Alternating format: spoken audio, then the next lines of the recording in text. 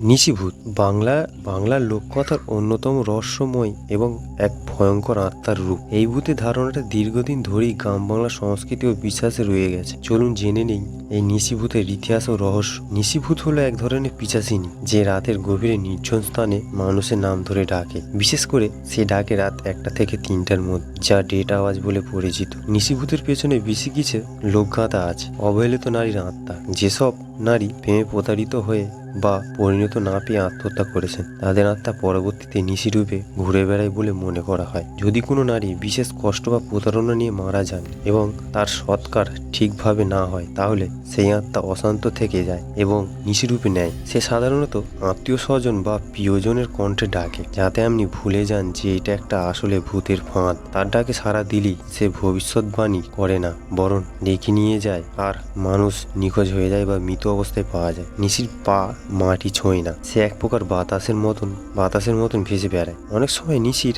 আশেপাশে কুকুর বা পশুর অস্বাভাবিক আচরণ দেখা যায়। ওরা চিৎকার করে এবং কাঁদে। নিশি থেকে বাঁচার উপায়: লোকবিশ্বাস অনুযায়ী রাতের গভীরে পেছনে না তাকানো বা বিশেষ করে নাম শুনলেও না শরীরের সঙ্গে লাল রঙের সুতো বা তাবি রাখা ভালো। নিশির ডাক এড়াতে অনেকেই রাতে তেল, জল বা নুন নিয়ে ঘর থেকে বের হয় না।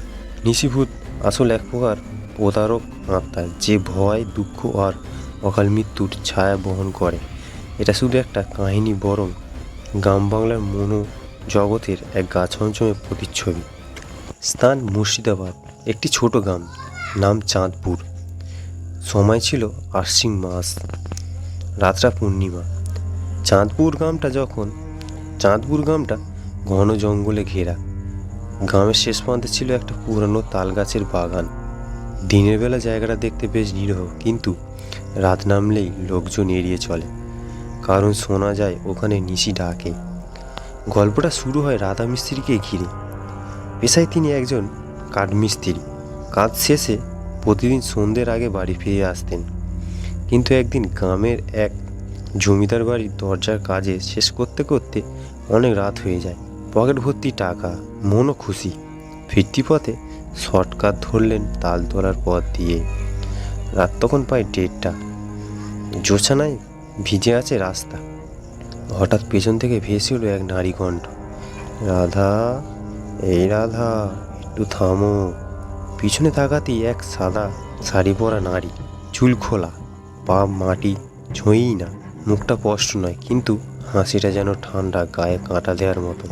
রাধা মিস্ত্রি প্রথম ভেবেছিলেন কেউ মজা করছে, কিন্তু তারপর মহিলার হাওয়ার মতন ওর সামনে এসে দাঁড়ায়। চোখ দুটো লাল, এক দৃষ্টিতে তাকিয়ে আছে। মহিলাটা বলে উঠল, তুই তো আমার ডাক শুনেছিস, এখন তোকে যেতে হবে।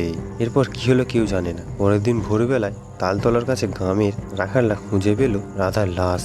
চোখ দুটো বিস্ফারিত, মুখটা যেন ভয় পেয়ে একদম আঁকড়ে গেছে। আশেপাশে কোনো মানুষের চিহ্নই নেই, কেবল গাছের পাতা একপাশে চাপা পড়ে আছে, যেন কেউ ভেসে গেছে। গ্রামের বয়স্করা বলেন, এই বাগানে 25 বছর আগে এক বউ আত্মহত্যা করেছিল।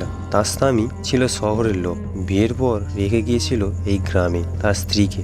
এক রাতে সে চলে যায় আর ফিরে আসেনি। সেই বউ অপেক্ষা করতে করতে একদিন গলায় দড়ি দেয়। আজও পূর্ণিমা রাতে কেউ যদি নাম ধরে ডাকে, পেছনে তাকালে সে আর ফিরে আসে না। গ্রাম বাংলার প্রবাদ, নিশির ডাকের পেছনে নয়, সামনে তাকাও, নইলে সব শেষ। চাঁদপুরের বয়স্করা এখনো তালতলার এড়িয়ে চলে। আর আপনি? তো এই কাহিনী যদি ভালো লাগে, লাইক, কমেন্ট অ্যান্ড শেয়ার করতে ভুলবেন না। আর যদি এরকম গল্প যদি শুনতে চাও, চ্যানেলটিকে অবশ্যই সাবস্ক্রাইব করো।